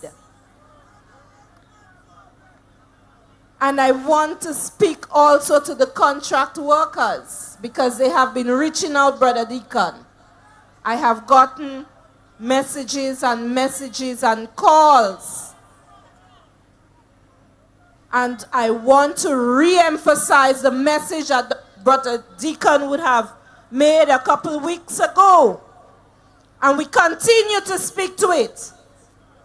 You cannot, you ought not, you should not be on a contract for 10, 15, 20 years and you're still on contract. So while she talking about 10, 15, 20, the PM also talking about 3 months, 6 months and 1 year contract, and so contract work is illegal. Anyway. It means that you are providing a service that is needed. And as such, you should be made permanent. All right. So, yeah, there's another one speaking on contract work and that kind of thing, you know. Yeah, I wonder if we have anything else with them speaking about contract work. I must have somebody else here, man. Let me see. Which one I played just now? Yeah, I played that one. I wonder if we... Let me see. Let me see if they're saying anything here about contract work on this one. Let me see. Thinking. It is transformation. It's a transformational agenda. So let us embrace it because it is workable. The hospital needs to be better staffed so that the necessary service can be provided. Workers are stretched at their limits. There is a shortage of supplies and medication. And that song's kind of familiar. Anyway. No proper care can be given. There is a lack of job security as many workers are on contract. That song's familiar as well. But anyway. So this situation affects the morale of workers. Some of the workers are expected to pay their own NIS. That as well sounds kind of familiar. Self-employed people without any contribution from the employer. This is the reality. This is the situation. Only the NDC government can fix that. Oh yeah? Okay. All right. Let's see. Let me see if we hear somebody else here. Let me see if we hear some more in relation to the contract work and thing here. To human resources in healthcare. And sometimes, you know, Tessa like to juke a little ants. Human resources in healthcare. Of the 200 plus nurses who are on contract, you heard me speak about it in River Sally. 2 minutes, you hear, 40 of them were placed in the public service. And they made a whole sort of noise about that. But what the safer had... No, we ain't hear about them placing any nurses in the public service right now. But anyway. Did not say was that these 40 nurses have no instrument of appointment. So basically, they are still on contract. The NDC will, without a doubt, will regularize all contract workers, providing them. Right, so you hear that? The NDC will, well, no, let me hear. Contract workers, providing them with much needed job security. All right, so yeah, they're going to definitely deal with that issue of contract workers and that sort of thing, innit? Yeah, they're going to definitely deal with that issue. They wouldn't allow something like contract work to continue. It's not good as far as they are concerned, isn't it? Yeah, so I wonder what else. Let me see who else talk on contract work again during the campaign. That we are not in any way intruding on the commercial banks' ability to continue providing mortgage financing to the citizens of Grenada. But in many instances, because of the challenge which clearly many of our public sector workers have faced, because they've been placed on contract, they have not had the chance or the opportunity to access financing from commercial lending institutions because there is no job security. And when we talk about ending the contract work, that is one of the principal reasons behind our desire to end the contract work, because we want to give our government workers the job security that they deserve to ensure that they can in fact access financing from our commercial institutions. Yeah, boy, them talk and them sweeter than condensed milk with a bag of honey inside it. Yeah. No contract work. Contract work is illegal. Yeah?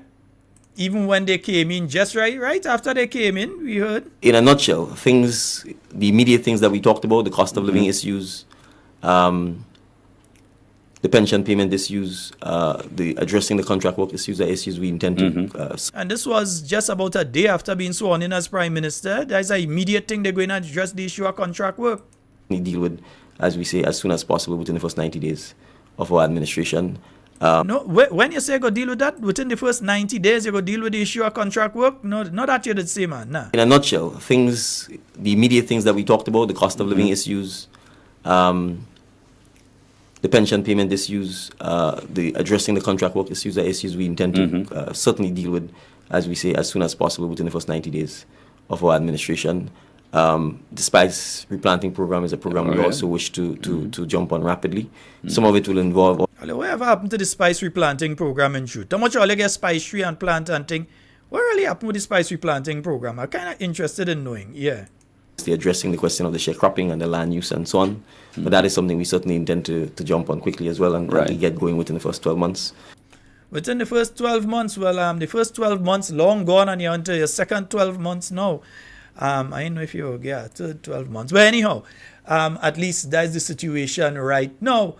But if that is so, if all that they've been saying there is so, can they explain this?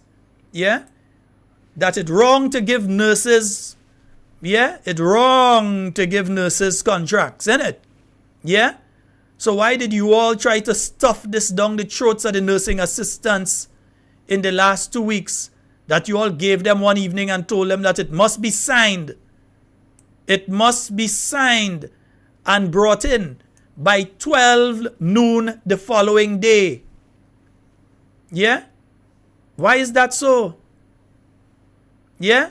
This agreement is made the day of in the year 2024 between the government of Grenada, represented by the Secretary to Cabinet herein called the government of the one part and all, if you like to put the name of and in the parish of St. Right, they have to call the officer of the other part, whereas the government has agreed to employ the officer to perform the service of nursing assistant. Yeah? But I thought contract work was illegal. But this is a contract agreement between the government of Grenada under the NDC administration that they tried to force some of these people to sign. And look at the date. The government shall employ the officer to perform the service of nursing assistant in the Ministry of Health, Wellness and Religious Affairs for a period of 2 years with effect from the 1st of June 2022. So even before election. That is when they want, that is the document that they want. There's some of them sign it from what I hear. I know why they didn't contact the union, because I'm pretty sure this was never sent through the union. So I don't know why some of them didn't contact the union. But this document was sent to the nurses and they were told to sign this. Yeah? So the government shall employ the officer to perform the service of nursing assistant in the Ministry of Health, Wellness and Religious Affairs for a period of 2 years with effect from the 1st of June 2022. So before the election, they backdate this too. That is when they backdated this document too. Contract agreement by the government of Grenada. The same contract work that illegal. The same healthcare system that you shouldn't have people on contract work.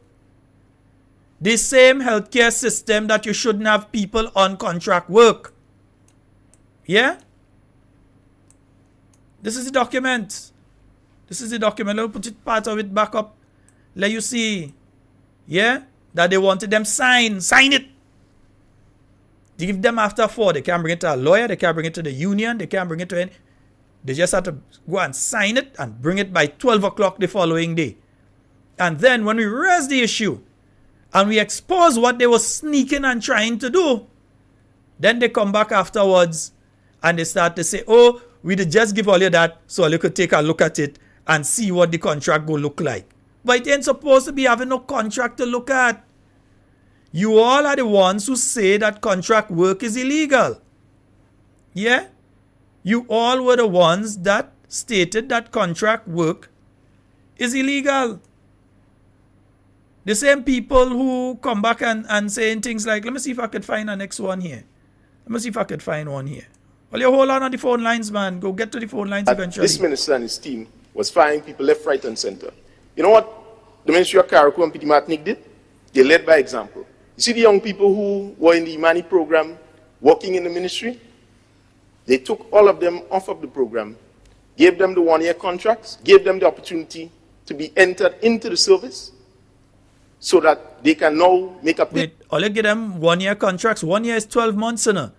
All your political leaders say that a 12-month contract is illegal. All your political leaders said that a 12-month contract is illegal. So if that was done in Carriacou, it is... Did. They led by example. You see the young people who were in the Imani program, working in the ministry? They took all of them off of the program, gave them the one-year contracts, gave them the opportunity to be entered into the service so that they can now make a pitch, eventually, to become a public officer. But Ole ain't supposed to do that because according to a political leader, them kind of contract, they illegal, isn't it? And if it is going to take another high court judgment to sit higher. Mitchell also addressed the issue of contract workers. When you are placed on 3 months contract, 6 months contract, 12 months contract, it is unlawful. It is illegal. No, but this guy just saying that that's what they do in Carriacou. He said that they put them on contract in Carriacou for 12 months. 1 year is 12 months unless they're looking at the Ethiopian calendar, which might be different, I think. But anyhow, no, or the Gregorian. Is the Gregorian we use it now? Anyway, it might be one of the older calendars. But as far as I know, it's supposed to be a situation that 12 months and 1 year is the same thing. But their political leader on the campaign said, track workers. When you are placed on 3 months contract, 6 months contract, 12 months contract, it is unlawful. It is illegal. And if it is going to take another high court judgment to say that the government of Grenada cannot treat its own citizens that way by breaking the law, then so be it. Well, it's not me say so, it's them saying so. But I just was able to show you. Let's hear. Let me see if we hear somebody else in relation to this contracting. Yeah, no, because you see, they're saying one set of things on the campaign trail because they want to win the vote. Now they win the vote, they are realizing the seriousness of the situation in which they have found themselves. Yeah, they are finding the seriousness. This ain't no joke thing. Yeah. That is why they're rushing around right now to try and change the pension. Because according to what the pension is, according to the Constitution, what pension exists now, if they are to regularize everybody, they know that it would be near impossible for them to be able to pay pensions. Well, they wouldn't be around to pay it, but that the state would have to pay pensions in the future. It would be absolutely, well, nearly impossible. But let me see, they talk about contract work illegal and all kind of thing. Let me see what they say. The most alarming thing for me. How are we going to resolve it? I think it couldn't be put better the way the PS put it out this afternoon relative to addressing these staff needs. The staff were there. They will be given contracts, at least to have an instrument of appointment so that they are properly recorded in the system. Those who can be regularized as per available position as per PSC rules. They are nothing about available position and PSC rules. You all said that as soon as you come in office, contract work done. So don't tell us nothing about available spaces and PSC rules now. Come on, now you reach on PSC rules and available spaces. That wasn't all they was saying on the campaign trail. Those who can be regularized as per available position as per PSC rules, that's going to happen. But the others would have to be given contracts until such time. So we have to move, one would say, gingerly. And let me give you a little example. And folks, I have the list of the nurses that they gave 2-year contracts and 1-year contracts. And so, I just find it's unfair for me to put their names up and expose this thing like that. But don't get it twisted. I have the list. This is the nursing assistants. But I have the list of the nurses. It's not just nursing assistants that they've given contracts. During last year, they gave a set of the nurses 1-year and 2-year contracts. And I have the list of names. I just find it's unfair to the individuals themselves to go and put their names up on the program and expose the fact that they're under a 1-year or a 2-year contract. I ain't gonna do that, right? But that brown envelope dropped a long time ago. Yeah? Anyhow. You have the Gren case workers, presumably having Gren case contracts or something of the sort. Then you have the nurses. Let's take nurses as an example, who are in the system without an instrument, and some with contracts. And then you have some PSC appointed. So if you have nurses in Gren case, for example, and then you have a set of nurses who are home, you finish your studies, and you're home waiting on a job with a deficit in nursing staff in the system. So we need nurses, desperately need nurses. But there are nurses home who are unemployed.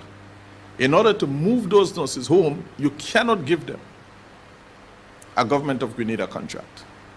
What you need to do, you need to pull some from Gren case and bring on to government of Grenada contract first before you move them.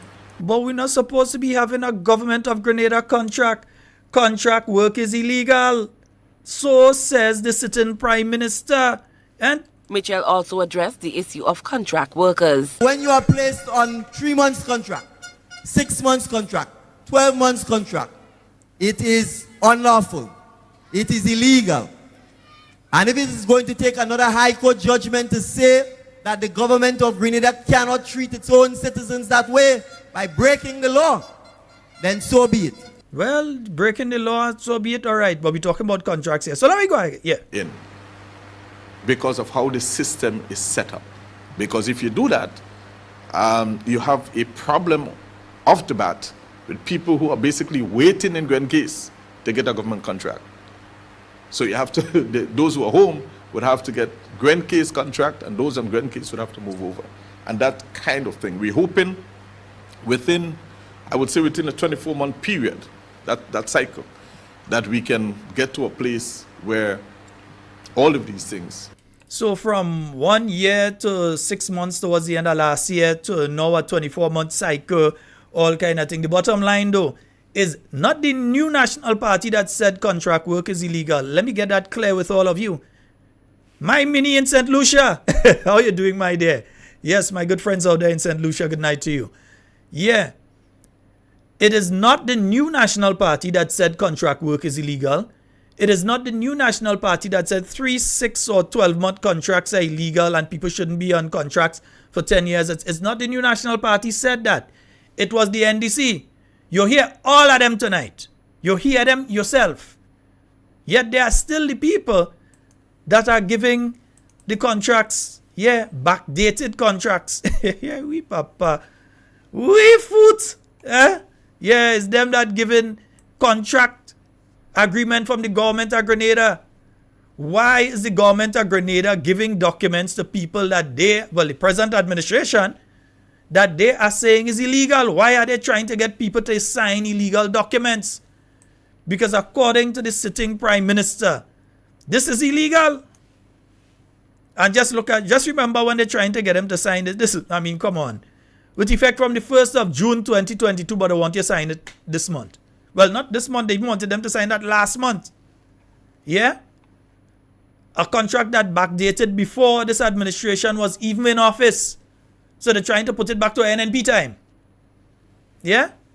That is what these people are doing. Contract work illegal. Yeah, we hear earlier. Contract work really legal.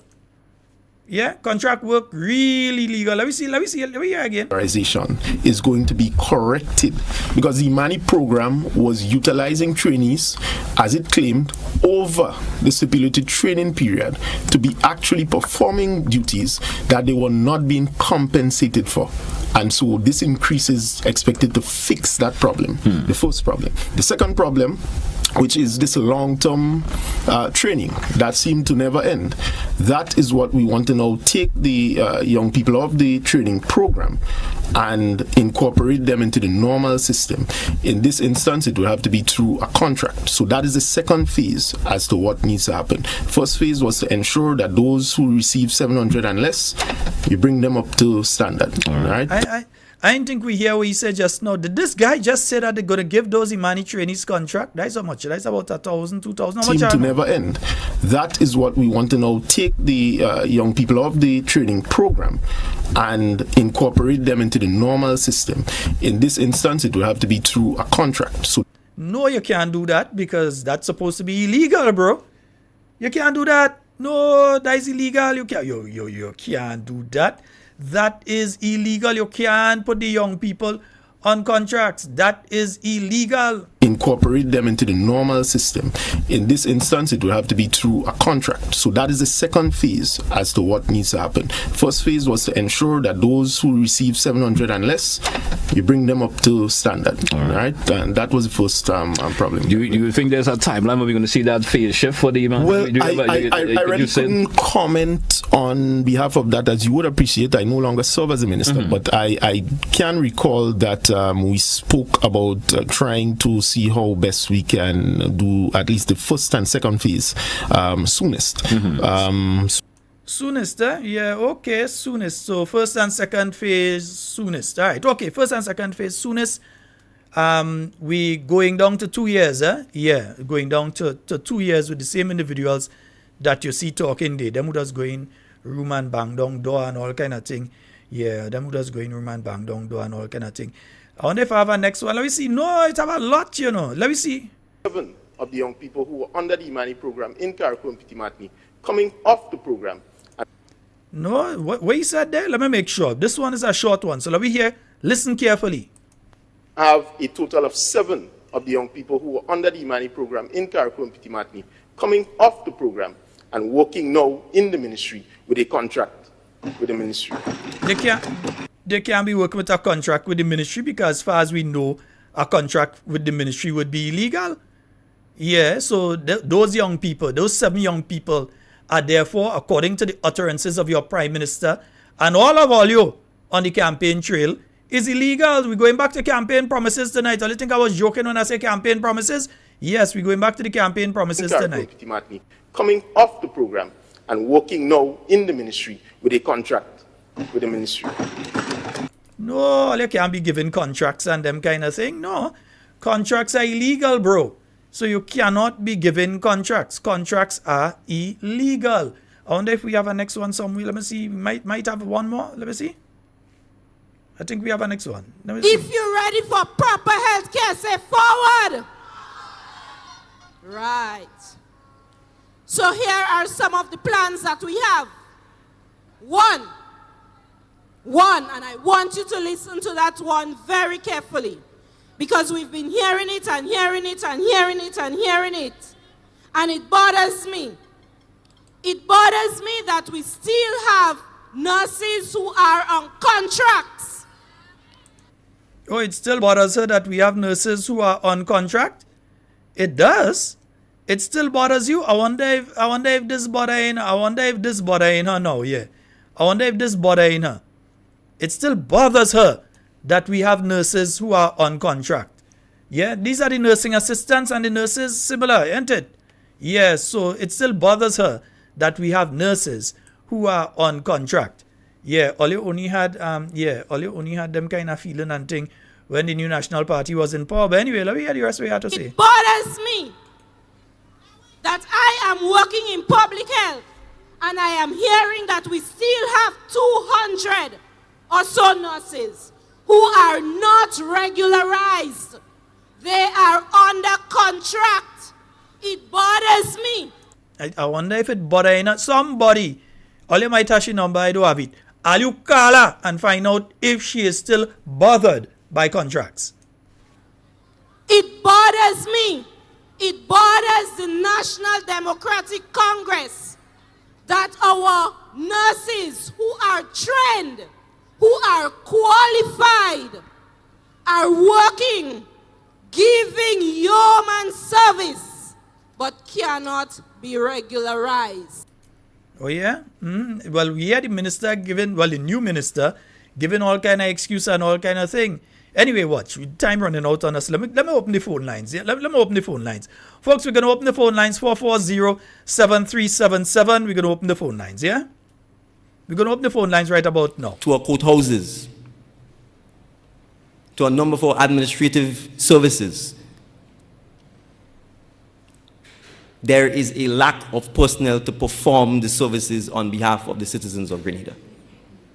And there are tons of vacancies which are required to be filled. And that is one way of filling those vacancies, by regularizing the status of our contract workers. So have no fear. Mr. Prime Minister, you might want to tell the people in the Ministry of Youth, the Ministry of Carriacou and Petit Martinique Affairs, and the Ministry of Health data, because I don't think they get the memo. Anyhow. If you are doing the job, you will be rewarded for doing the job. And that's why we say, if you work, you are entitled to own, you are entitled to reap, and you are entitled to keep. Yes, boy. I ain't lying, boy. Them fellas and them had a bag of honey shine before the election did. Yes, indeed. Let me try one more. Let me see if I could get one. On the second issue of contract, I'm not going to get into a legal discourse of what a contract is. A contract is any agreement between parties in a very simple form. It could be oral or written. But we are talking here not about a contractor who gets a contract to paint a school or to repair lights or contract to maintain the lawn in the botanical gardens. And people know that. We are not talking about a contractor who gets a contract to build drains for the government on the side of the road or to fix the road. We are talking about teachers, nurses, cooks. Then why the teachers union president had to just come and say, well, okay, well, they get a few now, but there's still so many people that's still on contract. Why the nurses had to have and the nursing assistants had to have contracts shoved down the throat? Why the Imani trainees, who you all told that you all going to regularize, had to have contracts shoved down the throat? Let me hear the rest of what you had to say. The secretaries at the schools, that is who we are talking about. The persons whose core jobs are jobs that are required over and over again to the central delivery of government services. And there is no justification, I'm unapologetic about it, for putting our teachers on contract.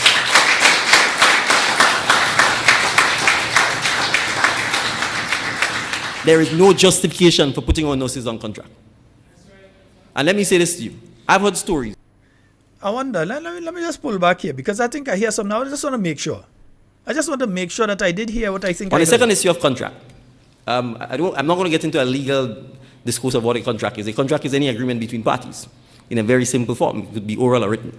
But we are talking here not about a contractor who gets a contract to paint a school or to repair lights or contract to maintain the lawn in the botanical gardens. And people know that. We are not talking about a contractor who gets a contract to build drains for the government on the side of the road or to fix the road. We are talking about teachers, nurses, cooks, the secretaries at the schools. That is who we are talking about. The persons whose core... Folks, let's go to the phone lines. Hello, good evening. Hello, good evening, Sheldon. Hi, good evening, good evening. Sheldon, you know about me? I ain't sure yet, but I'll go here. Well, Sheldon, this runaway inflation. The inflation, but I knew. You wouldn't believe I went to the fish market on Sunday. Sunday morning, they have a nice little fish market in St. George's. And fish moved from $6 a pound to $10 a pound. When I went there Sunday, they telling me fish is $12 a pound. Sheldon, I couldn't buy fish. I had to leave it alone. It's better than me right now. And I want to know, what is the government doing about runaway inflation? It seems like nobody is addressing this problem. They pumping money into the wages and so on, and everybody looking for the little chunk. While inflation every day, prices going up in the supermarket, nobody controlling anything. Grenada come like the Wild West. Anything goes. And the poor people have to suffer as usual. So that's my contribution for tonight. I want the government to handle inflation. Please, Mr. Government, handle inflation for me, please. I'm begging.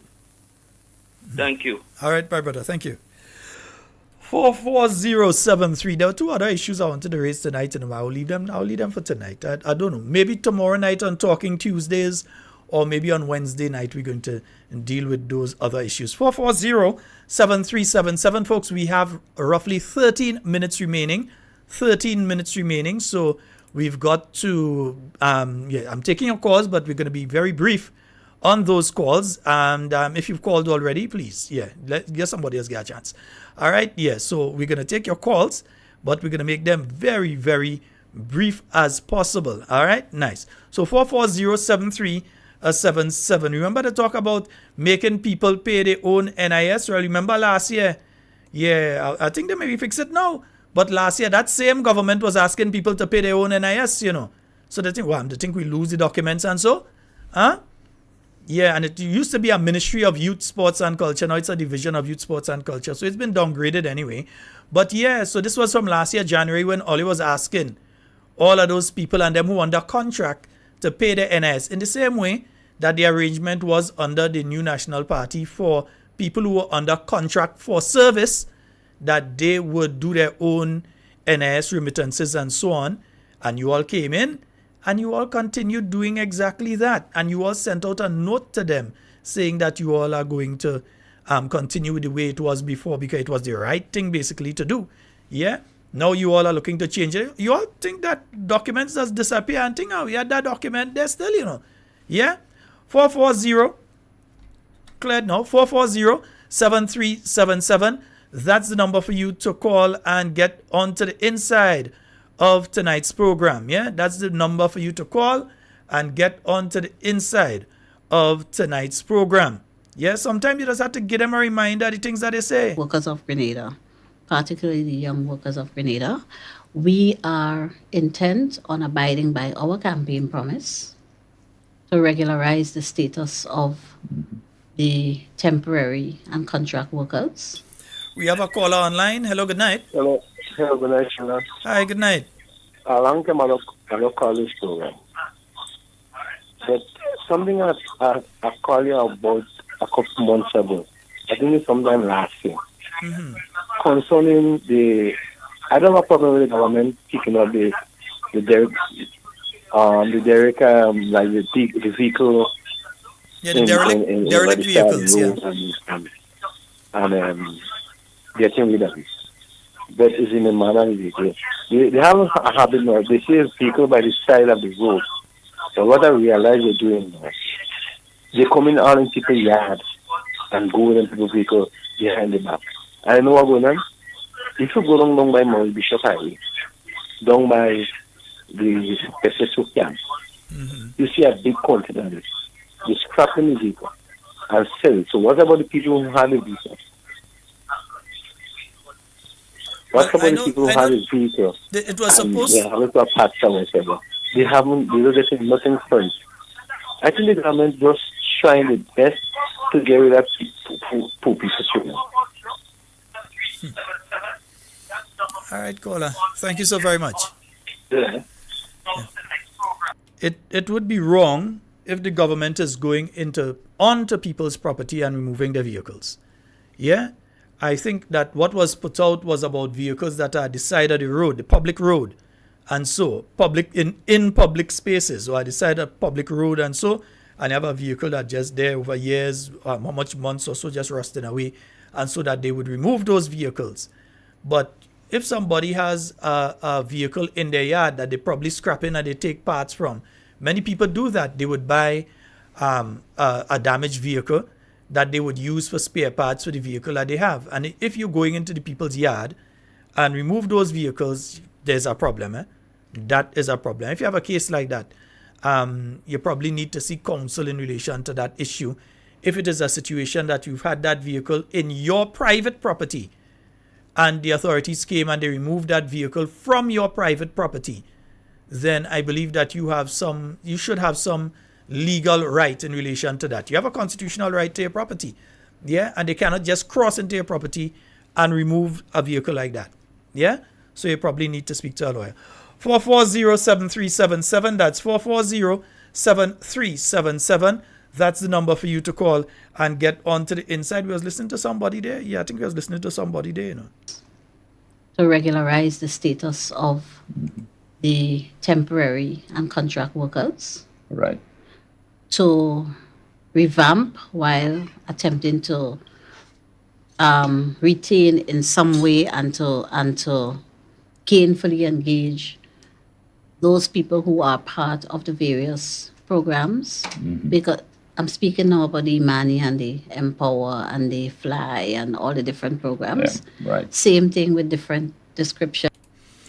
Yeah, that's why all those young people under those programs, bye-bye. Yeah. 440-7377. That's 440-7377. That's the number for you to call and get on the inside. You know, as I play that, I'm just trying to remember, I'm trying to remember something. All you, we think we know who was responsible. It's one of the platforms that scouts look forward to, because every year they call, some people don't know it, but there are a number of scouts that's in that stadium looking at talent. Yeah, scouting for talent. Yeah. Scouting for talent. There's a minister. So that's as I really want to know if that was a minister in truth, you know. Yeah. Honorable Claudette, here is you. Scouting for talent. Yeah. Scouting for talent. There's a minister. So that. Yeah, Miss Senator Claudette Joseph, I hear it's you that was ponging down the play. I hear you get the door some karate knock. I hear you get the door a bunch of karate knock. I mean, you can't operate like that. You have an interview with some very, very intelligent and decent people taking place inside there, and you come giving the door some karate knock and karate chop. Come on, what kind of thing is that? Stop them kind of thing. All right, stop them kind of thing. Folks, we have just a few minutes remaining. We will take your call, just a few minutes remaining. As I said, there's an issue I was going to raise tonight. You go hold on till tomorrow night. Yeah. I see a story out today. And when I read that story and then I read a document there, you know, it's one thing when they do things, but one thing when they actually put in place a law to make something that they do that was wrong at the point in time that they do it right. You all understand what I'm saying? So this government, in my view, is attempting to make something that was illegal when they did it legal by doing a law, and in my view, they're going to backdate that law to the point in time to make it legal. But as I say, we might talk about that tomorrow night. If I start on that now, there's another half hour at least for us to be able to explain that, yeah? So it's going to take a little time for me to explain that particular one, so we're going to leave that one alone. Folks, I'm going to have to close off the phone lines about now, so going to have to close the phone lines about now, so. Yes, indeed, folks. We have heard tonight many of the promises made by the National Democratic Congress while on the campaign trail to contract workers. We have heard many of the promises that they made. During the period of the new National Party, there was a concerted effort to regularize various categories of workers, especially teachers and nurses. So over a period of time, if my memory serves me correct, we had over 400 teachers within a short space of time just before COVID that were regularized.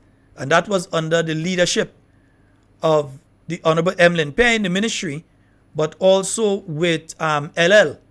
At that point in time, Lydon Lewis was the leader of the Grenada Union of Teachers. And you had, if I remember correctly, around 400 that were regularized. And there was a continuing process because there was 100 and something at a point in time, and different amounts of teachers were being regularized over a period of time.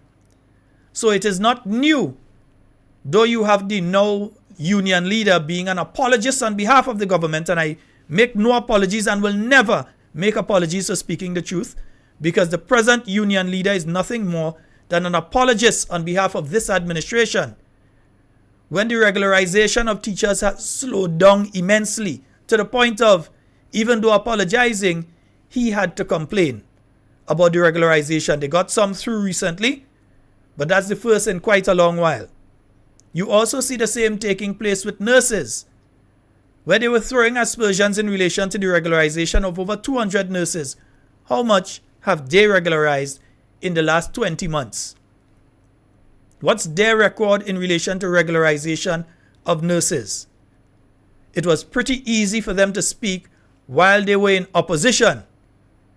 They promised the sun, the moon, and the sky. They say right now the reason we can't find the Prime Minister is because he gone to find the flower to bake the pie in the sky that he promised Grenadians. So folks, we have to look carefully at what they said. Many people didn't know they said all of this during the campaign. Many people didn't pick up on a lot of what they said because they were targeting various categories of people. And they got a lot of the contract workers to support them. Now, they are going after the pension issue and they're asking people, and I would tell people that if, according to the pension discussions and so on, it's important to hear what is being said by them. I ain't saying people should go. I'm not saying that. I'm saying that it's important to know what is being said in the pension discussions, and that we need to know the direction they're looking to go with pensions, because they were warned by former Prime Minister, former Minister of Finance for the year, Dr. the Right Honorable Keith Mitchell. They were warned that there are implications when you look to just regularize the entire public service. Implications against some of your creditors and debtors outside, and there are situations inside under things like pension. They did not listen. They decided that they would promise Grenadians anything they could and everything that they could to get in office. Now they have the opportunity to get the job done. All you're hearing are excuses. We don't want the excuses. We want you to fulfill your promises. Folks, that's all the time we have for Talking Points tonight. It's been wonderful being here with you. In everything you say and do it safe and secure. Want to be speaking to and with you, and definitely not about you. My name is Sheldon Scott. I'm out of here. And definitely tomorrow night, we will be back with more Talking Points. Remember, Prince is on tomorrow, starting at, I believe it's 5 p.m. So the classroom will be open tomorrow at 5 p.m. So we look forward to that one as well. And of course, tomorrow you have Mr. Pierre. He's on at 12 and so you have the various programs that are on. My name is Sheldon Scott. I'm out of here. You know I gotta run. This is not politics. Please don't forget, I'm just practicing to be a poet. Not qualified as yet, but have no fear. I'm gonna get there. I'm not in this world to live up to your expectation. Neither are you in to live up to mine. I don't owe no one, no obligation. No one owes me none, so everything is fine, fine. I am that I am, I am, I am, I am. I am that I am, I am, I am, I am. I am that I am, I am, I am, I am. I am that I am, I am, I am, I am.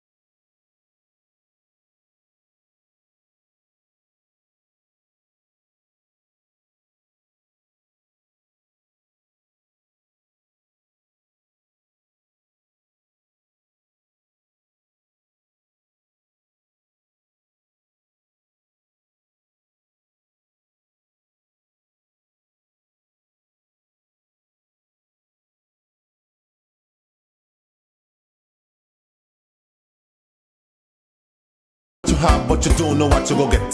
So cherish what you have to diminish regret. But what on earth lasts forever? Not even things created by the great Jehovah. So the green grass ceased to grow.